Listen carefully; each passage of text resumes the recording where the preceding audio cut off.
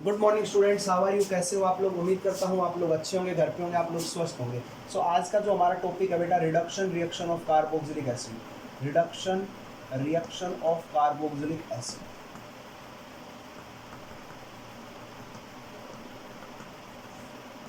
Reaction of carboxylic acid. तो बेटा carboxylic acid आपको पता है, जब आप लोग किसी अल्कोहल का ऑक्सीडेशन करते थे तो बेटा क्या बनता था? कार्बोक्सिलिक स्ट्रॉन्ग ऑक्सीडाइजिंग एजेंट में।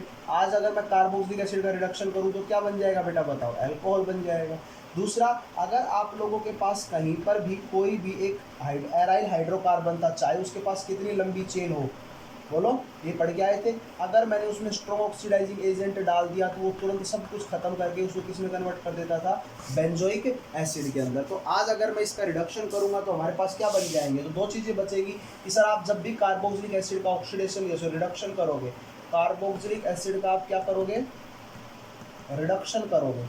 तो रिडक्शन करोगे तो दो काम हो सकते हैं सर। एक तो आपके पास क्या बनेंगे? अल्कोहल्स बनेंगे, और दूसरा बेटा आपके पास क्या बनेंगे? हाइड्रोकार्बन्स बनेंगे। क्लियर आप लोगों को?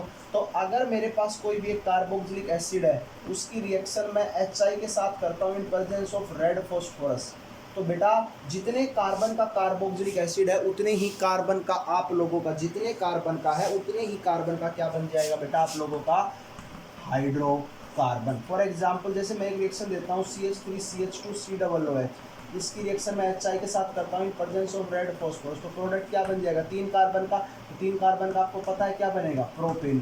समझ में आ गया आप लोगों को? तो एक रिएक्शन ये है। दूसरी रिएक्शन क्या है कि अगर आप लोग क्या करते हो, कोई कार्बोक्सिलिक एसिड ले लेते हो और उस कार्बोक्सिलिक एसिड के अंदर आप लोग अपना एक लिथियम एल्यूमिनियम टेट्राहाइड्रेट, एक रिड्यूसिंग एजेंट है, उसको ऐड करते हो, तो ये कार्बोक्सिलिक एसिड अल्कोहल में कन्वर्ट हो जाएगा, और उतने अल्कोहल में होगा कितने कार्बन के? जितने कार्बन इसमें प्रेजेंट है। तो प्रोडक्ट क्या बन जाएगा? RCH2OH। क्लियर आप लोगों को? एक रिएक्शन हम लोग कर लेते हैं, अगर आप लोगों को समझ में आ गई तो। CH3COOH के अंदर मैंने LiAlH4 डाल दिया तो क्या होगा, और अगर HI in presence of red phosphorus डाल दिया तो क्या होगा? सर ऊपर वाले LiAlH4 में आपका क्या बन जाएगा? अल्कोहल, और इसके अंदर आप लोगों का क्या बन जाएगा बेटा? बताओ क्या बन जाएगा इसका? आपका हाइड्रोकार्बन बन जाएगा। क्लियर आप लोगों को? चलते हैं नेक्स्ट रिएक्शन। बेटा नेक्स्ट रिएक्शन है डीकार्बोक्सिलेशन रिएक्शन। कौन सी रिएक्शन है बेटा? Decarboxylation reaction. तो डीकार्बोक्सिलेशन रिएक्शंस क्या होती हैं? अगर आप लोगों के पास कहीं पर भी कोई भी sodium salt of carboxylic acid है और आप उसकी रिएक्शन NaOH के साथ करते हो, तो बेटा वहाँ से एक आपका Na2CO3 मॉलिक्यूल बाहर निकल जाता है। क्या निकल जाता है? Na2CO3, और आपका बेटा सिंपल क्या बन जाएगा? हाइड्रोकार्बन बन जाएगा। क्या बन जाएगा आपका? हाइड्रोकार्बन। बाहर क्या निकल गया? Na2CO3 निकल गया बेटा। आप लोगों को समझ में आया आप लोगों को? तो ये रिएक्शन है। दूसरी एक रिएक्शन मैं आपको और देता हूँ, CH3CH2COONA रिएक्शन विद NaOH। बेटा प्रोडक्ट बताओ। और एक रिएक्शन और देता हूँ आप लोगों को, COONA reaction with NaOH।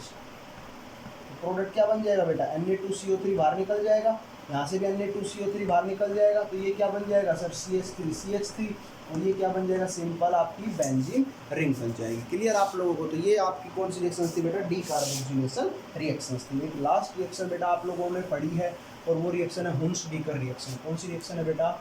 हुन्स-डीकर reaction. हुन्स-डीकर reaction.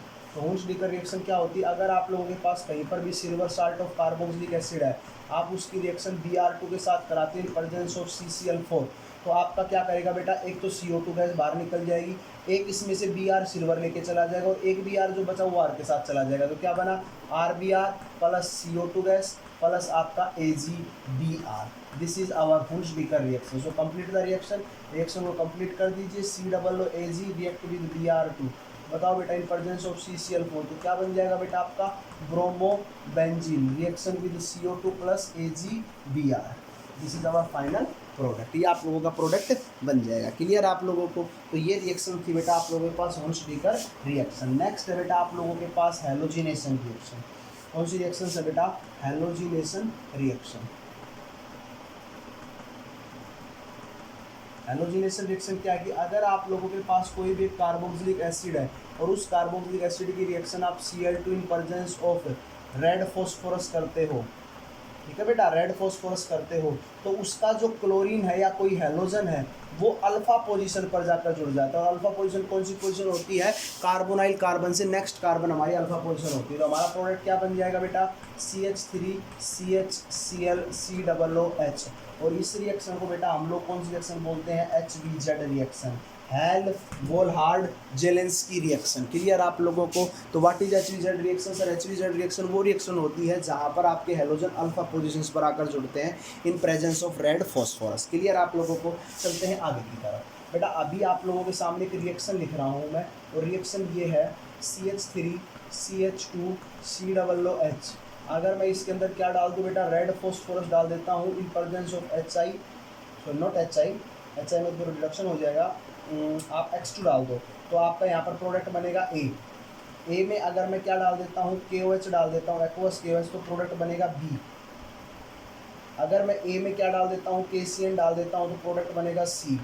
अगर मैं ए के अंदर NH3 डाल देता हूँ तो प्रोडक्ट बनेगा D। तो फाइंड ABCD बताइए। तो बेटा ए क्या होगा, आपको पता है HBZ रिएक्शन होगी।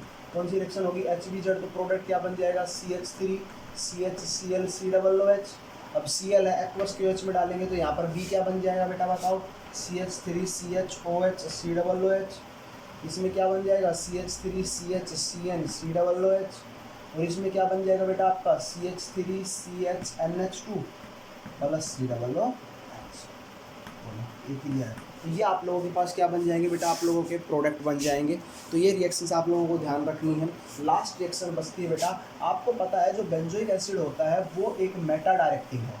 Why I am saying Meta directing, because देखो बेंजोइक एसिड आप लोग जब देखोगे तो क्या होगा, ये आप लोगों के पास बेंजोइक एसिड है, ऑक्सीजन इलेक्ट्रोनेगेटिव रिंग को क्या कर रहे हैं बेटा बताओ, बेंजोइक एसिड रिंग को क्या कर रहा है, डीएक्टिवेट कर रहा है। तो डीएक्टिवेट कर रहा है तो ये जर्नली इलेक्ट्रोफिलिक सब्स्टिट्यूशन रिएक्शंस को बहुत कम शो करता है। मींस फ्रेडल क्राफ्ट रिएक्शंस जो हैं, फ्रेडल क्राफ्ट एल्काइलेशन हो गई या असाइलेशन हो गई, वो जितनी भी रिएक्शंस हैं उनके चांसेस बहुत कम है शो होने के। लेकिन फिर भी कुछ रिएक्शंस है जो शो करता है, क्योंकि रिंग को क्या कर रहा है, डीएक्टिवेट कर रहा है। तो इलेक्ट्रोफाइल्स इसके ऊपर इजीली अटैक नहीं कर पाएंगे।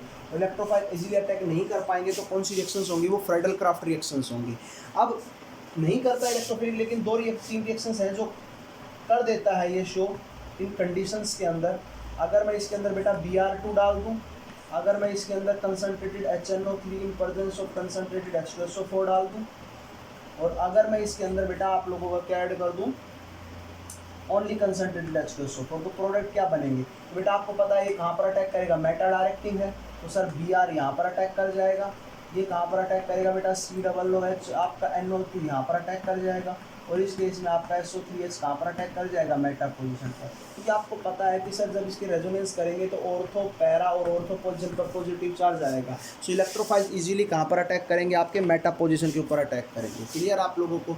सो इस बातों का ध्यान रखना, और इसी के साथ बेटा आपकी ये यूनिट कंप्लीट होती है। और आप लोगों को इतनी ही बातों का ध्यान रखना है। वीडियोज़ को अच्छे ढंग से देखिए, समझिए, लाइक और सब्सक्राइब कीजिए। Okay, thank you, have a nice.